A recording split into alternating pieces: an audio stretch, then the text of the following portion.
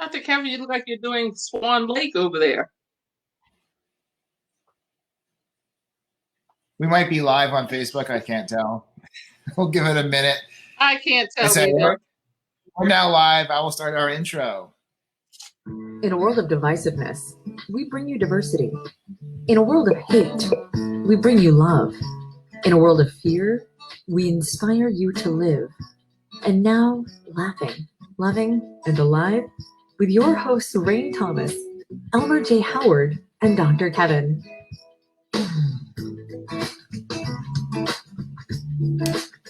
Hello, I am Dr. Kevin.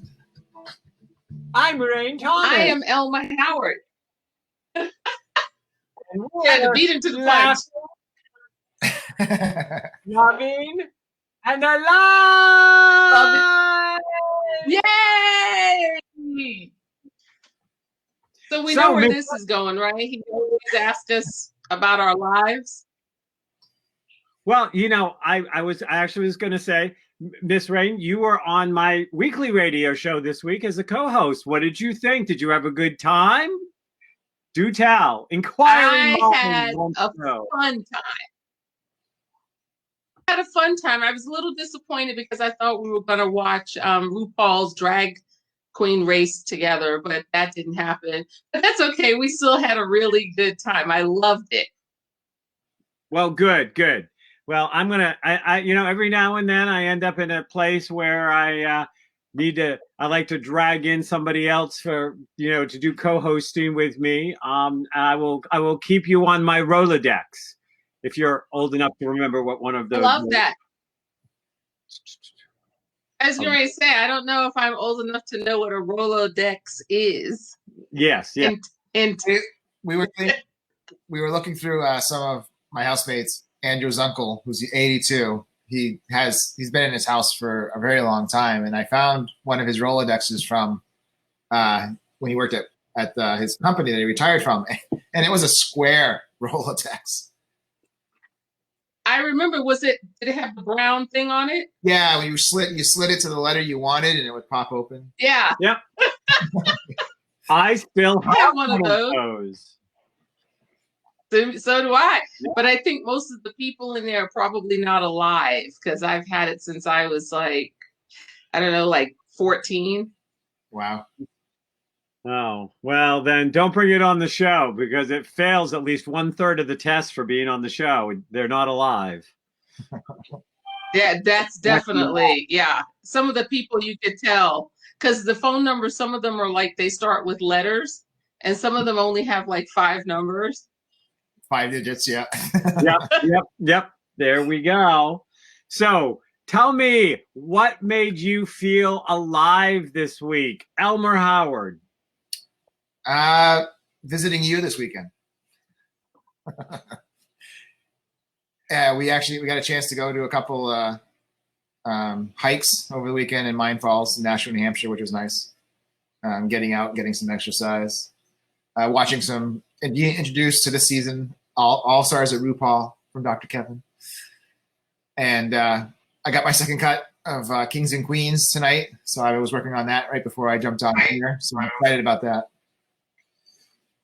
So, Miss Rain, if we can get your attention, you're missing some of my best visual comics. What are you doing? I'm talking to our fans. She's on Facebook. I'm talking to our fans, our 12 million fans. Yes. Well, tell each one of them that, you know, that we're very inexpensive. All of our 12 million fans, each one only have to send us $1, and we will take this show to places they never believed. You know, Paris, Milan. I'm working on it.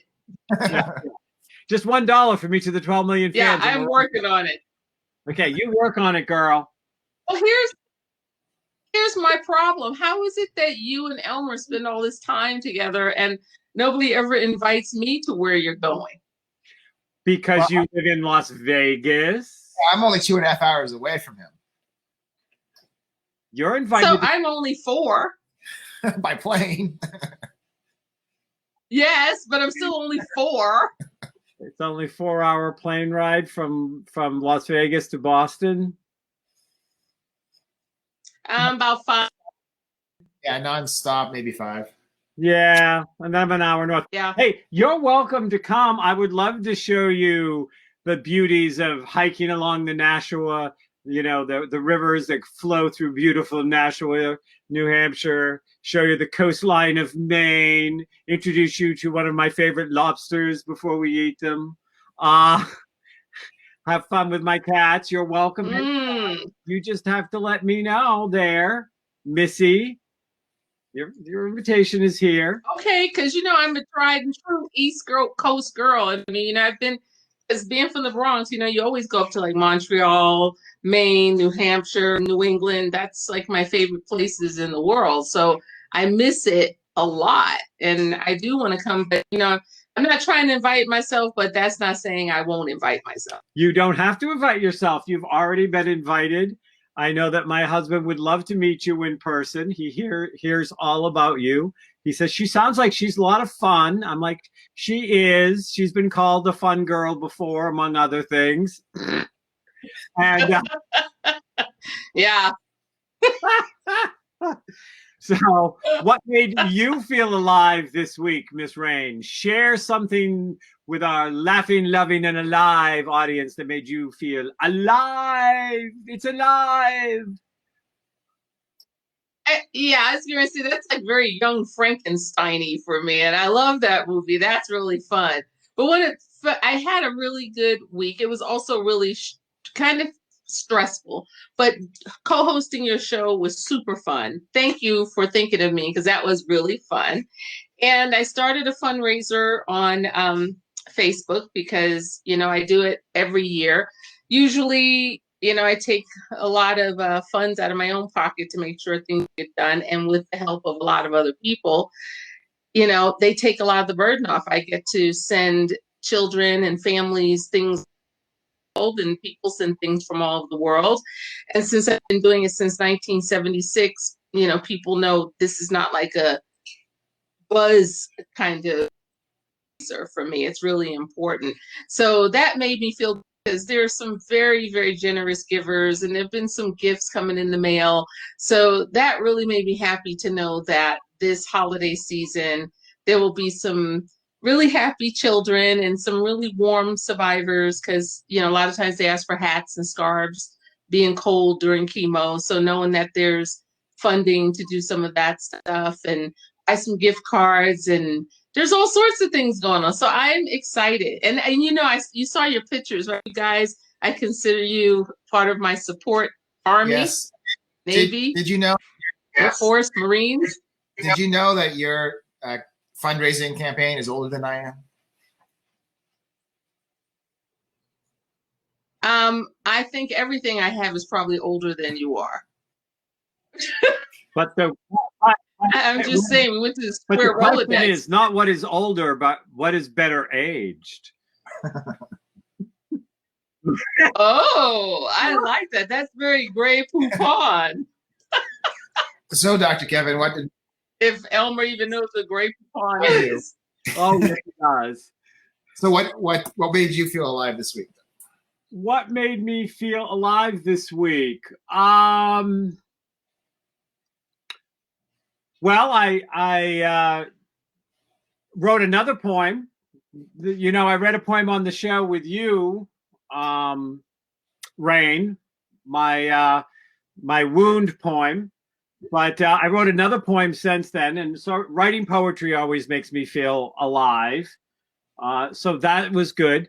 And this room that's been redone in my house, I call the Blue Room. It was a very rustic with screen three-season porch. And Jeff's cousin Doug came in and completely redid it. It's a 4-season room. It's been insulated and beautifully painted.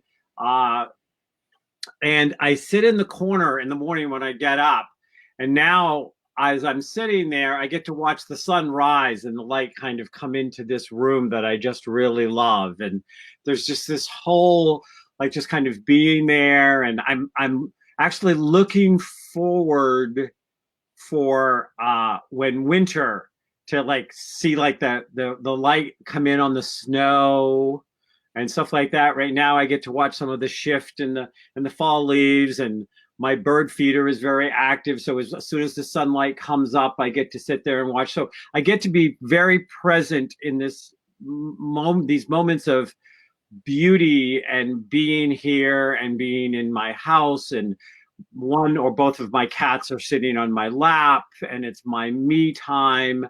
And taking that every day, I think is so important for all of us to find these things that kind of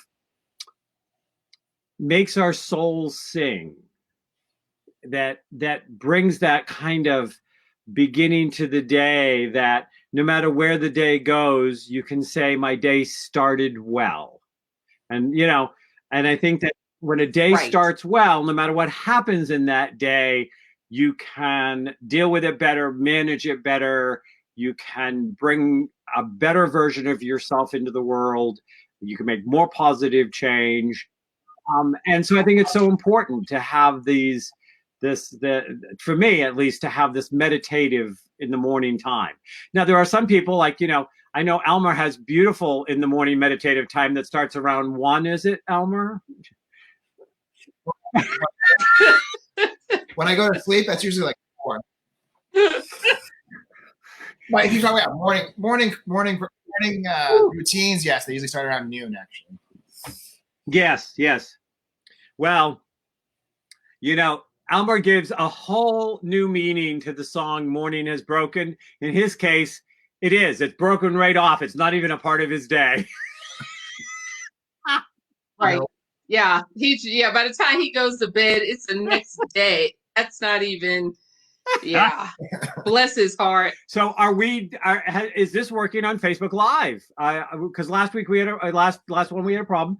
It is. It looks really good. Get it? That's good. I'm going to try to see if I can bring it up. Now I want to do that in a way. Yeah, it looks really good, and we have people watching, and I'm not sure exactly how to get people that I know to watch. You guys, this is still kind of new to us. Elmer is a genius and is bringing us all sorts of new technology when the old technology to work. So that makes him a superstar. And speaking of superstars, can I start talking about our guest? Yes, you may. In fact, we were waiting for you. What's wrong with you? Go ahead. I know. You know what? Because we have so many fans that are going to be sending us $1. I don't want to, let them down. I want to make sure I'm talking to all 12 million fans. This is important. But our guest tonight, she is, I know you saw the post. A lot of people saw the post, and people are saying stuff now offline. But this young years ago at New York Fashion Week, I don't even know how we met, because there were so many people and it was so crazy, and I runway, and I can't remember what it was, so much going on, but it felt like we had been friends forever. And her story is riveting. She's really courageous. The more I got years, there were things happening to her that if you were to stop and think about your life for 5 minutes, you'd realize everything in your world is actually doing really well. She's always smiling when she talks to me. She's always very sweet. She's always helping other people. She's a tried and true New York City girl, and that probably gives, her fierceness an extra boost. But I have a lot of people who, when they think about breast cancer, they think about, again, pink. Where can I donate pink? Because people have said that to me over the years. Oh, I just had a pink bucket or a pink pig or a pink something. I'm like, well, where's that money going? Do you even know what breast cancer is? I have to tell you, I've never had so many responses on our Instagram page as I've had in the last couple of days when I posted her pictures of her double mastectomy. People were sending private messages. People like, oh my God, that's not what I thought.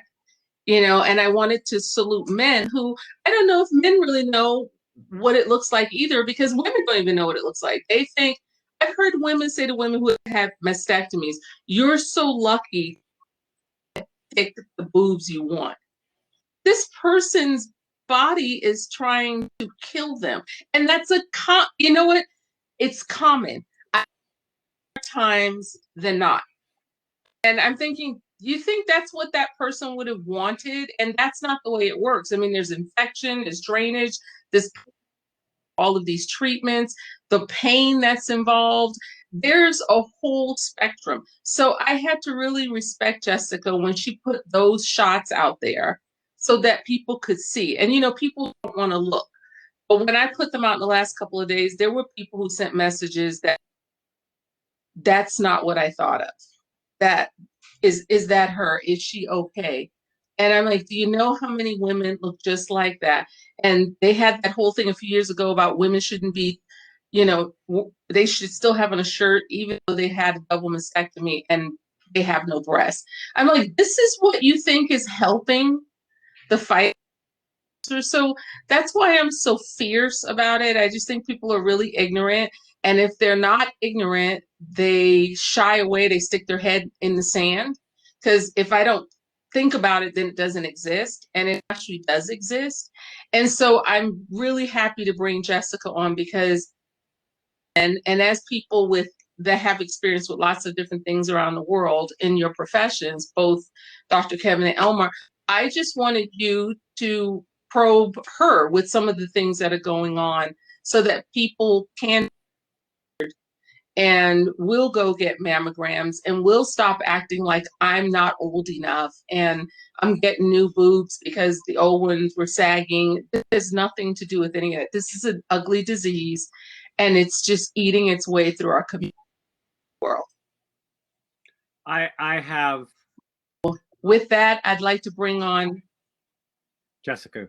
Yes. Jessica, come on. Let us see those pretty earphones of yours. Come on, Jessica. Hi. Thank you for those kind words, Rain. Thank you. Hi. Can you hear me okay? Honey. Yep. Yeah? Yep. All right. We can. These are Thank you. Thank awesome. you very much. So, Jessica, you're welcome. I brought them up today. I'm going to let both Dr. Kevin, probably more Dr. Kevin, because Elmo only says something when he really has a thought. But because I know you and I know your story and I know some of the stuff you're going through. Yeah. I'm going to leave her in both of the hands of the men because there are people texting me. I have to go to bed, but I'll watch this later. They don't know what breast cancer really is. Like I said, and I don't know if you've heard that where people say you get to get new breasts. Did you hear everything Rain said? You were listening, correct? Yeah. Oh, yeah, absolutely. Yeah.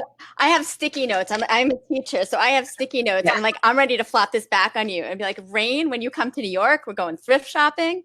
Then we're driving to Dr. Kevin because I want to go to Nashua and see the birds and the mountains and hang out up there. So first, I'm getting in my car right I want now. that Chinese food from downtown too. So Miss Jessica. Yes. So first of all, I want to say a couple of things. Sure. First of all, I have actually somebody that I know that had a double mastectomy, and I saw what it looked like in person up close.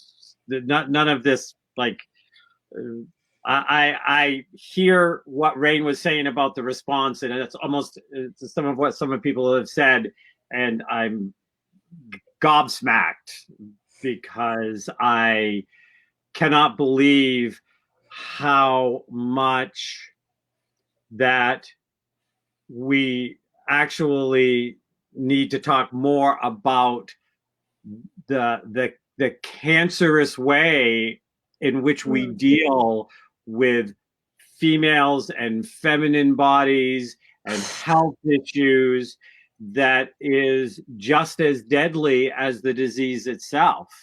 Yeah, absolutely. I think. Go ahead. Oh, no, I'm sorry. Yeah. Well, I have a question.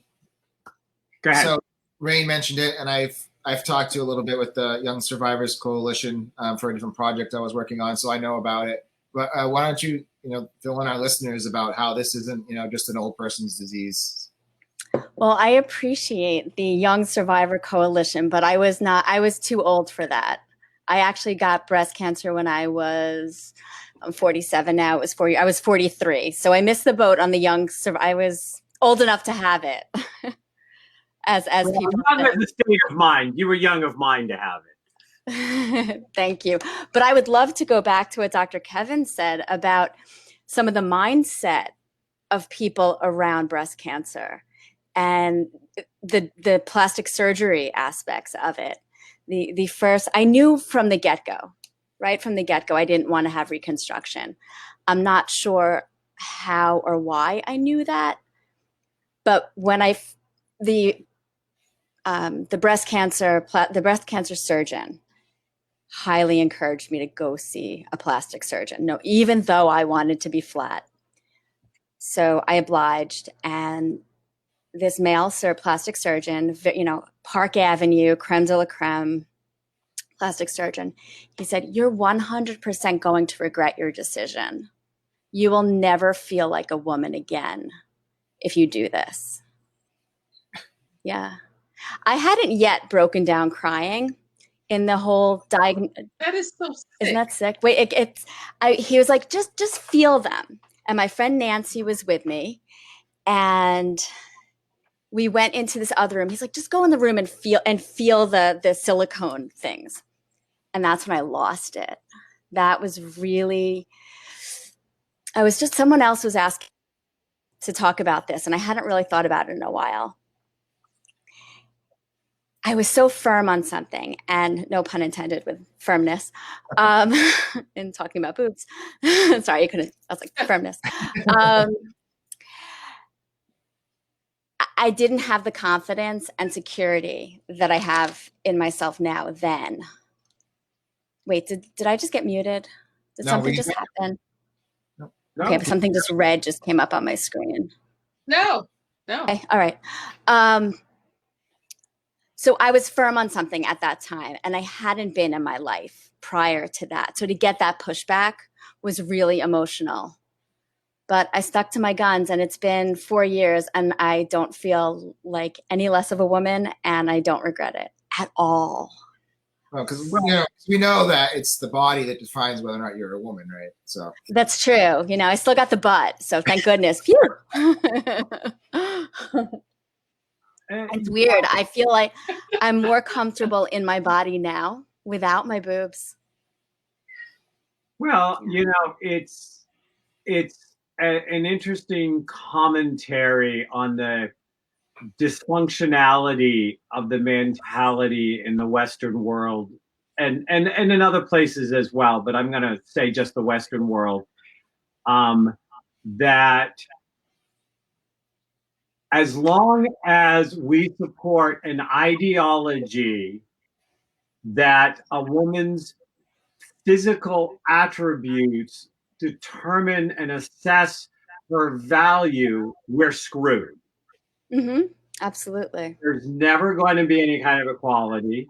I mean, of any kind, and it's really interesting because I think the thing is that in like debates or discussions or other interchanges where you have male and female, males are more likely to interrupt like 67% of the time because they feel like they are in the superior position so that they can. And everything from that to you're not going to feel like a woman if you don't have tits. You should have said, well, are you twice a man because you're such a dick? That's good. That's good. I like that. Right. What is it? Right. I like so that. True. Well, now, and women have really set for us. I'm talking. I feel like Kamala has that set for us now. I'm talking. Yeah. So in the journey, you were diagnosed. You what what the plastic surgeon said to you was, "I will always regret not making all this money off of you." To which you said, "Oh, shit." Or have I heard the story correctly so far? You know what? Actually, it's not from that perspective, believe it or not. He's like a multi-billionaire. But my ex-husband used to work for him and ran his hedge fund. So he was willing to do it, even though he didn't take my insurance. Oh. He was willing just to do it. So because of the connection. So I definitely wasn't going to be a financial win for him. Well, then that's even a sadder story. Exactly. Yeah. 100%. It's more about his view of women. So that if I was flat chested, I am not a woman. Oh, okay. So yeah. So, dear Doc, if I'm flat chested, that means you're not going to be attracted to me? Yeah, no, don't want any. Yeah, that was really clear. Totally clear. Right. So tell us more. Tell us more of your story. So how did this, tell us more of how this unfolded for you. Sure. Let's see. So that day that I went to see the breast surgeon, then went to the plastic surgeon, that was rough. And then another huge thing that happened, because I told Rain I wasn't going to prepare. I wanted just what came up to come up. When I met with the genetic specialist, I said something sort of what I didn't realize was bizarre at the time. But I said to him, I hope I'm BRCA positive. So I was very new to the breast cancer world, and I didn't know the depth of what that meant. And he kind of looked at me like, what? You know, just to clarify to the audience that being BRCA positive is not a good thing. It increases your susceptibility to ovarian cancer and many other cancers throughout your body at a very high level. But I wanted a justification for having a double mastectomy, because at the time I knew I had 7 centimeters of, at that time, it was ductal carcinoma in situ. It wasn't until after the mastectomy that they knew it was invasive. But like I said earlier, I didn't have the confidence. So I thought I would need to be BRCA positive to justify having the double mastectomy. And I'm really grateful to the genetic counselor who said, why are you, I don't get it. And I explained to him that I didn't think that I could be sexy with one flat side and a 36 triple D on the other side. Yeah, exactly. I saw those eyebrows go, up, Elmer. And he said, so tell Dr. Port, tell the doctor that that's how you feel. And I swear it was like my face was just like, wait, I could just make a decision like that because it's something that I wanted. And I was 43. And it really wasn't until this diagnosis that I started to have a confidence to say what I wanted and what I needed. And, you know, I've said to people that, you know, I lost my boobs, but I found my voice. And I'm so grateful for him. Obviously, he explained to me I don't want to be BRCA positive. And I went to the surgeon and I said that I wanted to have a double mastectomy. I wanted the symmetry. And she pushed back. And I can understand that. Like that's a huge, healthy breast that she's going to have to amputate. But ultimately, she did, thank God, she did agree. And I went to see a second plastic surgeon because in 2006, the end of 2016, early 2017, there weren't a lot of flat people showing their pictures. There were 2 or 3. And I went to this female plastic surgeon who is affiliated with my surgeon, the breast surgeon. And she didn't have any pictures because I wanted someone to really do a nice job. And she didn't have any pictures. So I did some research, and interestingly, 2 months ago, I got 2 kittens, and one of Rain and my good friends in the breast cancer community passed away. You know, Kiara, Beauty Through the Beast, passed away about 2 months ago. And this another woman who was flat and had these gorgeous, stunning tattoos. Someone who, like Rain, like was an Instagram friend, but then became a real friend in real life. Her name was Carrie. And so Carrie and Kiara were the two people that were flat that I could see that were still sexy. And I would still sort of, well, with Carrie's tattoo, I would literally meditate. And I learned how to meditate at this point. And please redirect me because I realize I'm going on a lot of tangents here. So please redirect me if I am going off on too many. Okay, keep going. Okay, so my journey. So Carrie and Kiara, huge impact seeing theirs being flat. The cats that I got, Carrie passed away last year. Kiara passed away about 2 months ago. So I have CC because Carrie and Kiara, both with C's, were my inspiration to, you know, really know it was okay to be flat. Okay, back to, yeah. So Jessica, let me ask you this question. At what point did you realize that sexy comes from within? Even before the surgery, when I started really looking at Kiara and Carrie, and I'm like, shit, they're sexy. Can I curse? Yeah. Okay. I was like, they're sexy. Well, I'll go with AF. They're sexy AF. And I started doing a lot of work on myself mentally, like becoming more secure in myself as I knew I was going to lose this part of my body. And I think as I look back at the pictures I sent to Rain, I was glowing when I got my drains out because I was able to see my body beyond my breasts. And I think I felt sexier right away. I think I felt, did we lose Rain? I'm texting with her now. We're trying to figure that out. She's still on, but we can't see her. It's technical stuff, so. Got it. Should I still keep talking? Yeah. Oh, absolutely.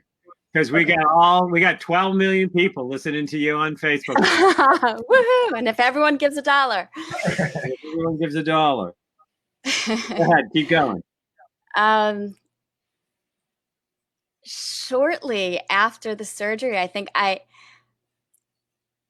having big breasts, despite what the doctors would have, the plastic surgeon thought, that did not make me feel sexy. I think I hid them. I was like a shoulder sloucher. So being able to push my shoulders back, and yeah, I found the sexy inside of me versus outside. So it was pretty quick. And then there was a site, a web or Instagram site that I was following. It was called the Fake Tit Club. And I sent her some pictures and she posted them.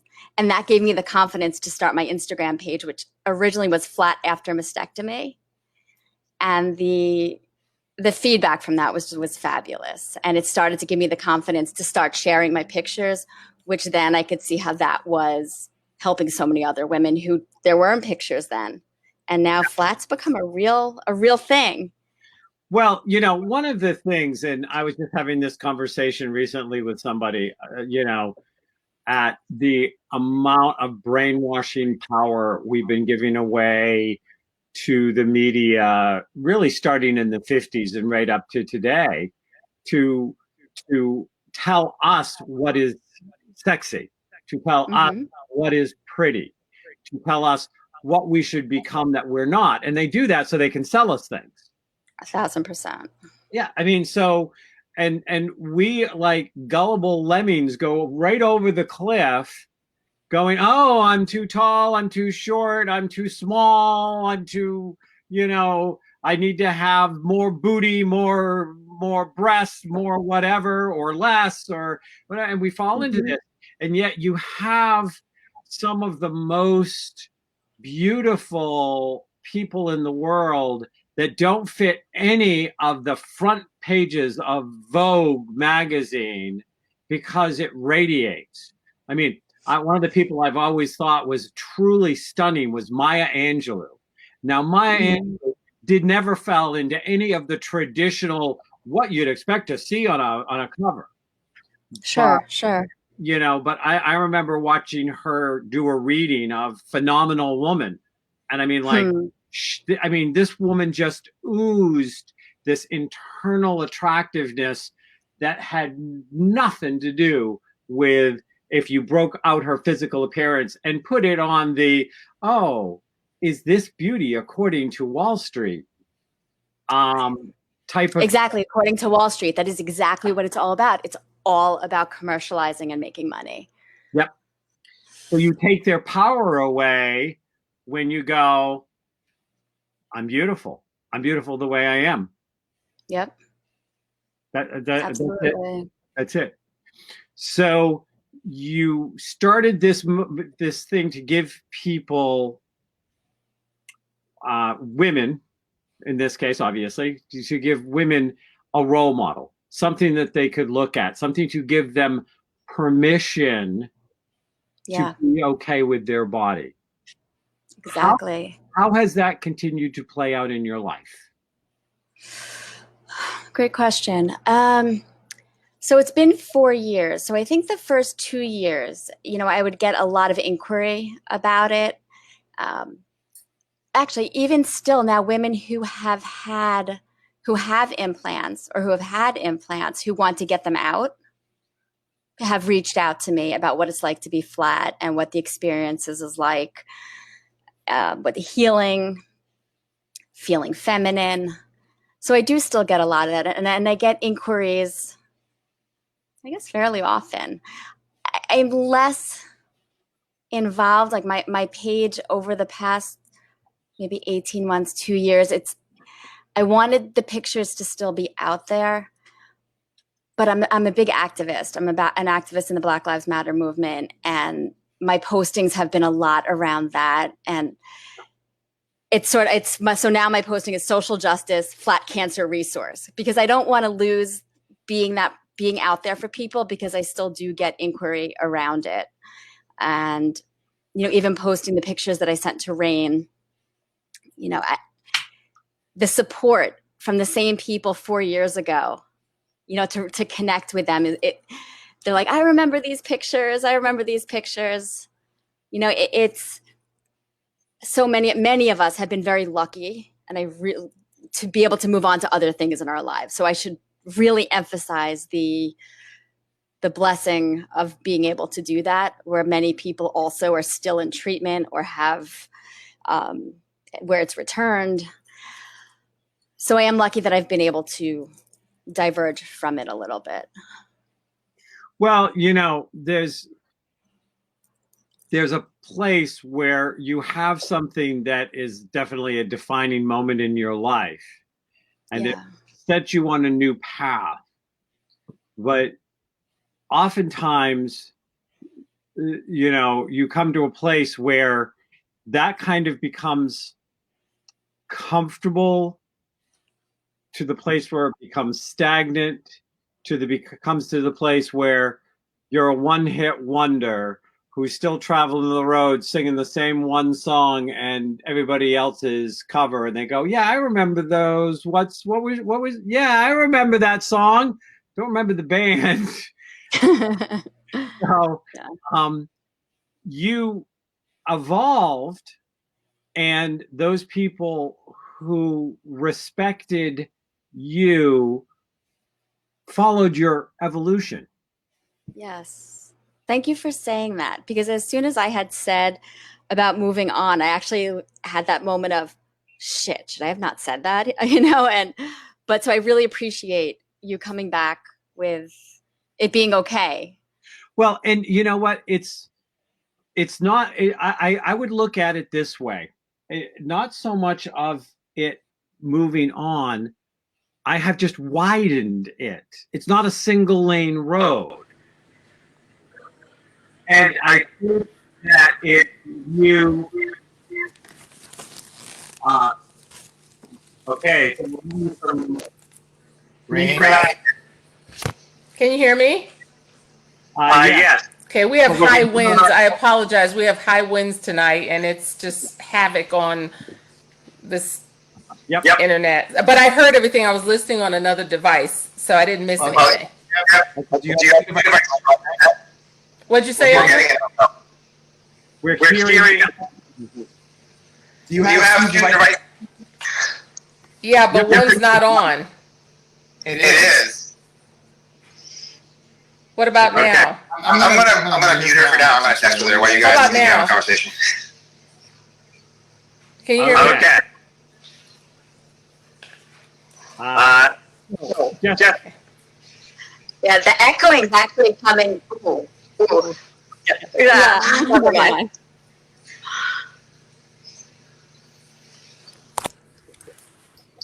Okay. I think, nope. We're still getting. You're still getting an echo? Not anymore. No, but I think Rain dropped off. Rain dropped off. I had muted her and I wasn't hearing the echo, but you guys still were, huh? Yeah, we were still well in Echo Land. This is a new platform. This is only our second time using it, so we're still evaluating. Oh.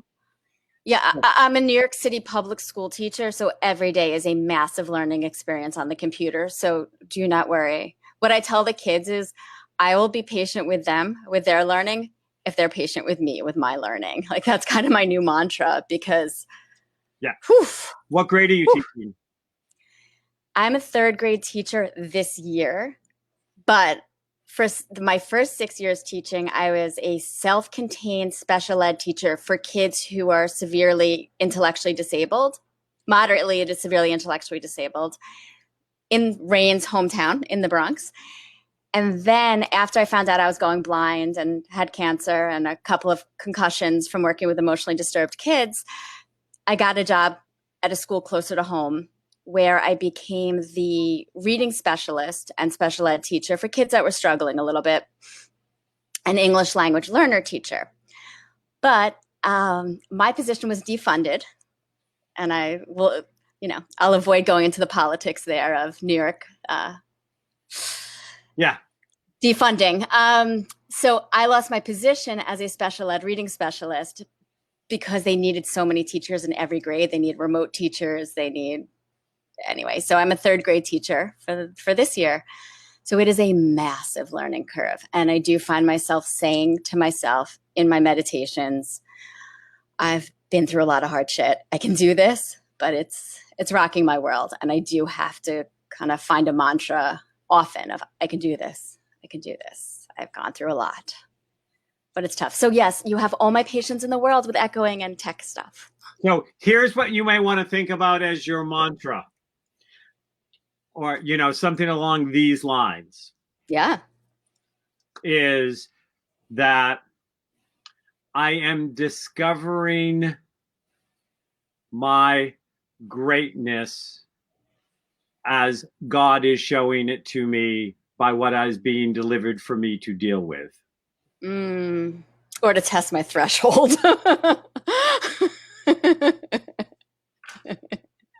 Thresholds are just meant to be stepped through, stepped over, stepped into, and you just have to come out on the other side, and you have to go 1, 2, 3, fabulous. Yeah. This is I do well in the face of challenges. I mean, I don't know if Rain told you that besides the breast cancer, a week before being diagnosed with breast cancer, I was diagnosed with retinitis pigmentosa. Okay. Which is a degenerative a degenerative retina disease. So I am legally blind. And to give you a perspective, I can't see the entire computer screen. So my eyes have to keep scrolling back and forth to see all of us on the screen. Okay. So it's a little bit where I've always taught small groups of children. Kids are so cool about telling them things like that, and they're so patient. Like they'll tap me on the shoulder because they know I can't see peripherally. But on the computer right now, it's hard because my eyes are like, and then I have to look down at my papers. And so there's a little extra challenge with that. Yeah, but I love the kids, the joy of creating a community with them, even with 31 kids at a time on a Zoom. I was a social worker before becoming a teacher. So I spent 15 years as a social worker. So I like bringing in that social emotional community to the kids. So that brings me a lot of joy. Again, I go on tangents. Sorry. Yeah. Well, I think bringing in social emotional wellness is always been underrated, but in these times is so much more important than ever. That we have to work with these children about how to deal in high stress times, that is stressing out all of their support systems. Yes. Yes. And the world as they know it, and what's acceptable and what's not acceptable, and a plethora of mixed messages like we've never seen before. Right. So absolutely, these children are showing up, and they're having to learn to be wise young. Yes. Yes. And they are. I mean, they're stepping up to it. I mean, I don't think they don't have a choice, but it's pretty amazing to watch the resiliency, and can't even call it resiliency yet because we're still in it. Like we're in the thick of it. Yeah. In New York City. But then you're a role model, and thank you. as you are role modeling, your activism, and you're speaking out, and you're taking back your power, and you're owning the body you have, and you are going through these different things. You are role modeling, empowerment. Thank you. I have a very Dr. Kevin definition of empowerment, and I define it to my clients and in my books and stuff as, empowerment is the power to be uniquely who you are without apology. Yeah. Because we are trained through a lot of different ways, but all by people and organizations that are trying to control us, that if we do anything outside the box, if we show any of our individuality outside of a certain limited amount, that then it might be okay if we apologize for it and feel bad about it. Bullshit. Exactly. Yep. Exactly. Yep. Yep. So you get to decide what makes you feel sexy. And and I've had this journey recently, certainly not in your realm of, in the last year, of making a decision of, because I just turned 60, that Happy birthday. Thank you. Well, July 4th, but I say just, but in this, that I was going to make some decisions about what I wanted to do with my body and my looks and getting back in shape and stuff like this. But it was all for me to feel good and feel healthy for who I was. And people were like, well, you're this spiritual person. Why do you care? And you're happily married. So why do you care? And I'm like, stop. Right. Did I ever say I did it for anyone else? If because my motto was, I'm going to be sexy at 60. That was my motto. Sexy at 60. I like that a lot. Well, why would you do that? You're a spiritual. And you are. Yeah. Oh. You could be spiritual and sexy. I am ridiculously spiritual, and I'm sexy. And spirituality is the sexiest thing going, because it's the shine from the inside.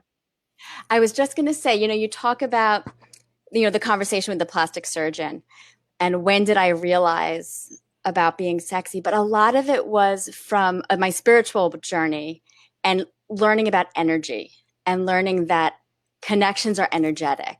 Mm-hmm. And it really isn't about what we look like, or even a lot about what we say. Like, there is a connection that you get with people. And it's one of the, something that I absolutely love. My son is incredibly intuitive, and he's always really listened to that. And I've learned so much through just watching how he moves through the world by trusting his instincts. And he's a when feeler. he was oh yeah. Yeah, he's a feeler. I mean, even when he was a baby, things that I didn't understand at the time. And thank goodness to my friend Trish, who has been my friend, one of my best friends and family since 6th grade. She remembered that when Jonas was 2, he said to me, "Mom, I picked you. I was in the sky and I saw you and I picked you because I knew you were nice." I didn't realize then that that was a thing. Like, there are books written about kids doing that. So gratefully, she reminded me of that, and she's incredibly spiritual and has taught me so much. Yeah, I mean, one of the things that I teach, because I teach a bunch of spiritual classes. I mean, my business has been a spiritual business for over 30 years now. Is, we do choose. I mean, we make agreements. We make agreements, and you agreed to be his mother, and he agreed to be your son, and you both came to learn and grow and have experiences together. And I always say we give birth to our unresolved issues, and we call them children. Yes. So I love that. I love that. So I do have another question for you. Sure. What was your relationship with? Oh God! Don't say my mom. Don't say my mom. No. Because we need like 6 hours for that. No, that's what I do for a living, honey. You'd have to schedule an appointment. No, what was your relationship with your breast before you got cancer? I wore big sweatshirts. I was very insecure about them. I thought people or men, boys, liked me because of them. So what I realized, and I've worked on it in therapy a little bit, and it's still something that I'm more curious about. It's not something that affects me in I have to work on this way, but I'm curious about, but I feel like I can be completely myself without them. Whereas before I was like, do they like me because of my boobs? Or I should hide them. Do I look slutty because I have big boobs? That was something that I struggled with a lot, that I would be perceived in a way. God, I'm like looking back, my 12-year-old, I'm like forgetting that he's next to me. He's gaming, he's not listening. 100%, you got it. So I think society really got the best of me in that respect. And again, that it's not conditioning. Yeah, that conditioning, that misogynistic, oppressionistic, patriarchal conditioning. We're going to objectify women. And we're going to value or devalue them based on their looks and how they present. And we're both going to make them, tell them that they're beautiful, but also that if they don't present it correct, then they're slutty. I mean, like, we have this whole really damaged psyche, which really has to do with the fact of the fear of 2,000 years of that the patriarchy run world has had of female power. Mm-hmm. And so as you step into your power and you go, I am the woman I am, and this is it. But I was wondering, and I asked the question because, oftentimes there can be how do I know somebody likes me? Like when you hear somebody go, oh, well, somebody that's wealthy go, well, do they like me or do they like me because I'm wealthy? Do they like me or do they like me famous? Do they like me or do they like me because I got big breasts? Right. Or I can use them as a selling point as far as like how I'm going to present myself. Yep. And I would always minimize them, literally and metaphorically, just like sort of shoulders over. Yeah. Well, and it causes problems. I had an aunt who in her, I think she was in her early 60s when she had a breast reduction at the insistence of her doctor because it was giving her such bad back problems because she was a triple D. I think she was a triple D. She was huge. Mm-hmm. She was a small little woman and she was thin and it was giving her back problems and it was giving her issues. And the doctor said, we've got to really reduce them. And of course, it was, she was embarrassed initially, but she got it done because it was the right thing to do for her overall health and well-being. But, some of it was, I mean, just some of the conversation running around of, well, why would a woman that age, and it was like, not an object. Right. a person with a health issue that is correctable. Yes. You're amazing. Exactly. Yeah. Exactly. now- I love that. Now you're into social justice. Uh-oh. and- Rain is back. Shh, we got to stop talking about her. I told her that the system kicked her off because she was the only one not wearing some sort of pink or red. She's got pink lipstick on. Oh, I think she might have just went and put it on because she wanted to fit in with us. She wanted to say when she put Oh it yeah, on. I thought you knew Rain. If it's something that you want Rain to do so she fits in, you can count on the fact she's going to do the opposite. The opposite. Hey. Yep. We can't hear you now. No, we we see see you. you. But we can't hear you at all. Rain, you're lucky I trust you. You just kind of left me to these guys. I'm a smart girl. Can you hear me? Now we can, but the echo's back. But the echoes now. And nothing else is on. So I'm going to mute myself. I want to thank you. Tell them to shamelessly donate on Facebook. Get back to what you were on to, and I'm going to watch the rest of the show. Thank you, Rain. I love you so much. Yep. Well, we've only got about 4 minutes left. Who is our next guest, Rain? Can you tell us?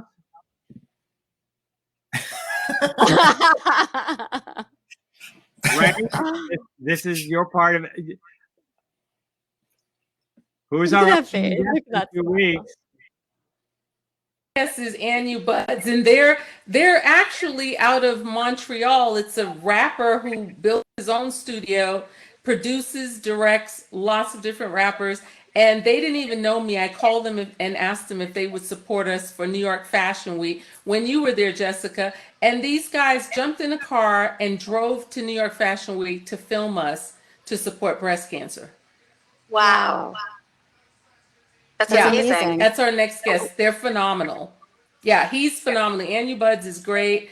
Blocka probably won't be on, but Anu Buds will be on. You really like him. There's a story, of someone rags to riches. And then, like I said, he didn't know me. And he's like, yeah, we'll come. They had no clue who I was. They came, we got him a pass, and they sat up front and did all the footage for us. Amazing. So no one makes begging than Rain. That's why you guys cut me off, so I wouldn't allow you to beg tonight. I'm gonna beg anyway. There's a fundraising link on there. Jessica, tell them how important that is to donate so we can continue to help. Absolutely. And donate for Reese. I'm echoing. Mute yourself. I'm muting. I'm not sure if Rain wanted me to give a specific donor. Was there someone specific? Oh, okay. So with breast cancer research, breast cancer for stage 4, there's a hashtag stage 4 needs more. Everyone's aware. Everyone is aware about breast cancer. The pictures I showed, that's not pink. So Mediviver is a fabulous organization where 100% of funds, of donations, go to researching stage 4 for cures for stage 4. The death rate for stage 4 breast cancer has not decreased in over 30 years. And I won't call out any organizations, but so many of the pink ribbon agencies, their money goes toward their CEO and not toward research. So Well, if you're doing, I want to ask you a question, if you know, because I'm doing a walk next week on Pledge the Pink. It's I don't know. It's out of South Carolina. I'm doing it with my sister, who's a breast cancer survivor, and it's an organization that she's walking with, and I'm walking with her. But I didn't know if you guys. They said they've been doing it for years, and it's down in the Carolinas, somewhere they usually do it, and they bring people from all in the country come in and do the walk and raise money, and it's usually a whole week-long thing. But you're talking about this, and I'm going. Hopefully, it's not one of those organizations where the actual money doesn't get to the people. And we will put some links at the bottom of this podcast because I'm sure that Rain has them all for people to say, this is the deal. This is the deal. Yeah, I don't know that one specifically. But But a lot of them you can look into to see where the money goes to. You know, if it's a legit nonprofit, they have to break down whether it's for research versus awareness and the money for the overhead and their staff. Because it's not awareness that we need. It needs to go straight to research. Okay. We need to have an outro, I believe. Jessica, thank you so much for coming and sharing. Thank you. Thank you for having me.